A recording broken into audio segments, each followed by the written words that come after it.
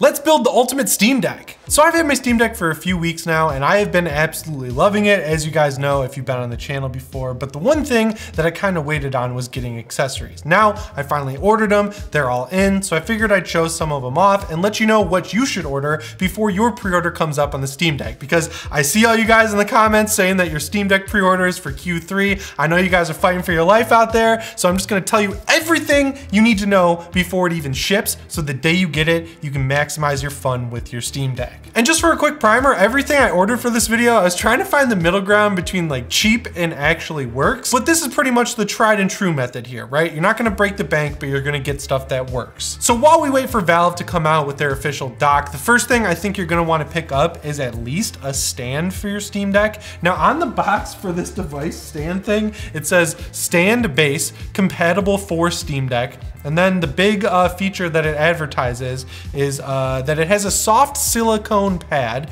and the specifications are that it is 120*35*75mm, and the package size is also on here. But yeah, this is pretty much a simple stand for your Steam Deck, and it works really well, as you can see right here. I'm gonna put the stand here, gonna put the Steam Deck there, and now the Steam Deck has a stand. It's pretty wild, guys. Now this stand, for what it is, kind of seems a little bit pricey to me. This one rang in at around $13. Of course, it does have Prime shipping, but still, like at the end of the day, this is just a plastic stand that I feel like was probably designed for a Nintendo Switch at its original inception. And now they just kind of quickly changed the box to say Steam Deck on it. That's a lot of S's, but it gets the job done. It works, it holds the Steam Deck up, and it doesn't look like it's going to scratch the screen or put any real force on the plastic. It's really only relying on the weight of the Steam Deck, and it's kind of up to you to center the device. So if that's gonna bug you, maybe not the best, but this is just supposed to be useful in the meantime while we wait for the dock, you know?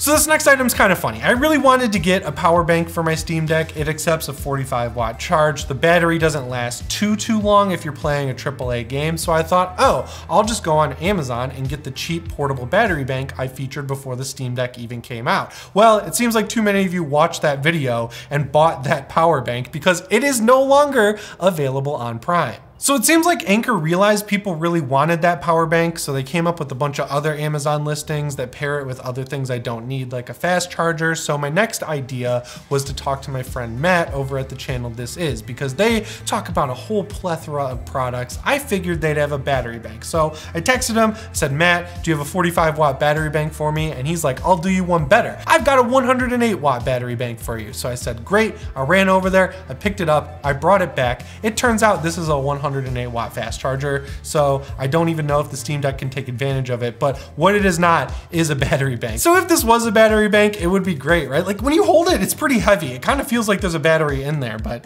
I don't think even if there was, it would actually be enough to charge the Steam Deck more than halfway. But if it was a battery bank, we'd take the USB-C Thunderbolt cord I've got here from my portable SSD, and I would plug it in like this. And then now my Steam Deck is portable. Of course, I could use an Xbox One controller. I could use a DualSense, but I think I want to be a PC gamer. So the next thing I ordered is a mouse. All right, so this mouse is the Razer Basilisk X Hyperspeed. And I know Razer's kind of contentious. Not everyone loves them, but I've been using this mouse for a really long time and I absolutely love it. I have one at home that's Chroma. It's called like the Basilisk Ultimate, but this one's a little bit different because not only does it not have RGB, which is kind of nice, it also uses AA batteries, so you can switch those out whenever you want, and it uses 2.4 gigahertz Wi-Fi with this included dongle. But finally, the coolest feature that makes it great for the Steam Deck is that it also uses Bluetooth. Now I know that if I had a USB-C dock, I could just use that 2.4 wireless mode, but that's taking up a whole USB port on the dock. And I wanted to get a mouse that includes Bluetooth. The reason I ended up getting this in the first place a long time ago for my home setup was because I have a Razer Blade laptop, I have a Razer keyboard, I like everything being uniform, so I looked at my favorite mouse of all time, the Logitech G502 wireless, and then I said, what is the Razer equivalent? And that's how I found the Basilisk X Hyperspeed. And the cool thing is, because this is more of a stripped down version of the mouse that's supposed to be portable, it only rings in at 40 bucks, which I don't know if you've ever tried to get a gaming mouse recently. These things can get pretty expensive. And pairing Bluetooth devices on the Steam Deck is super easy. You just go to settings, scroll down to Bluetooth, turn on Bluetooth, and then it'll start searching for devices. I'm gonna switch this over to Bluetooth. Now it should be in pair mode. You can see that there is a blinking light and it comes right up. It says Basilisk X. I'm gonna pair it, and it's already paired. Guys, I actually haven't tried a wireless mouse with the Steam Deck before. I didn't even know that the Steam side of SteamOS would actually allow mouse input, but it seems like it's working pretty well. I can click the Steam button, I can go home, scrolling works. Let me see, if I just turn it off, yep, it goes away. Let's see if it automatically connects now that I have it paired with the Steam Deck. And yeah, it automatically repairs. As far as I'm concerned, this is a great mouse for the Steam Deck. I'm actually really impressed. And I think the battery, it said that it lasts up to 450 hours if you're diligent about turning the mouse off when you're not using it. This seems like a no-brainer for 40 bucks. But of course, no PC gaming setup is complete without a keyboard. So here we have the P-Aority, that sounds like a heart disease, wireless keyboard. So this one's also kind of cool. It only costs $30, which is the main reason why I bought it. There are much cooler looking ones that cost around $80, which I'll probably end up getting down the line. But this is just a small form factor wireless mechanical keyboard. It does have RGB if you're into that. And just like the mouse, it uses both 2.4 gigahertz and Bluetooth for connecting. It also charges with a USB-C cord, which is really cool. So this not battery bank would come in really handy if this keyboard was dying on me, you know? All right, so just like with the mouse, I've never actually paired this. I literally just took it out of the box. I'm gonna switch it from the 2.4 gigahertz mode to Bluetooth. It actually does accept 2 Bluetooth connections. And then I'm gonna scroll down here and it says available to pair 2 things, BT5 kilobytes and BT3 keyboard. I'm gonna go with keyboard. I don't really know what I can type in. Oh, I can go to the search here. And yeah, this keyboard works immediately. This is crazy how simple this all was. I was just expecting this all to be a miserable failure right out of the gate because that's how these things usually go. But yeah, as you can see, the RGB is not per key, but it comes through between the keys and it's coming through the letters on the keys. And I'm 99% sure this P-Aority logo is just a little sticker, like it looks like a vinyl decal. So if you don't want this big fat logo across the spacebar, you can probably just peel it off. Now you'll just have to imagine that I have a battery bank plugged in, and if I did, this would be the ultimate portable Steam Deck setup. And honestly, if you really wanted to, I think you could get some work done with this setup. Like I'm gonna switch it over to desktop mode with the mouse. Switches over pretty much immediately. I'll put it flat here so you guys can actually see it. And yeah, here we are right on the desktop of the Steam Deck. I'm gonna go to Microsoft Edge. Then let's head over to Google Docs. Here I am typing on my Steam Deck.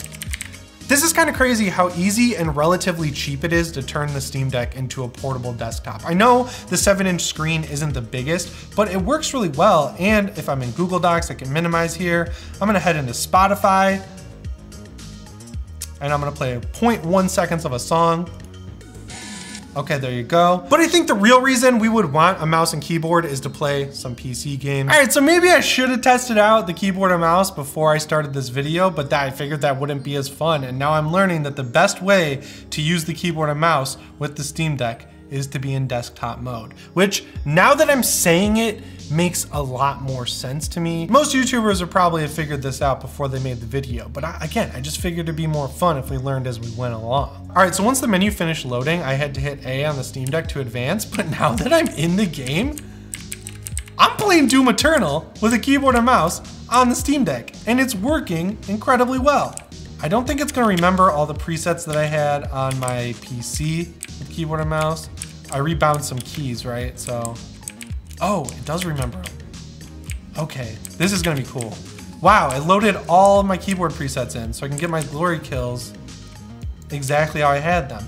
That's kind of cool that I use a different version of the Basilisk at home, but the keyboard mappings I made at home stayed for this game. If I had the stand, I'd be playing a lot better because as it is for you, if I use the stand, it is hard to see the screen from this angle, but it's playing Doom Eternal with the keyboard and mouse. And if I had a battery pack, this would be perfect. I could spend hours, like literally sitting at a picnic table at a park. I could sit outside my apartment. I could be playing PC games outside my house with a keyboard and mouse. Yes, I would look insane, right? I would look absolutely nuts, but it's the fact that I can do it, which makes it awesome. Like I can play Doom Eternal on ultraviolence here on my Steam Deck on the go, and that's really what makes this the perfect handheld device for me. And it's transferred my save, it's can transfer my controller preset.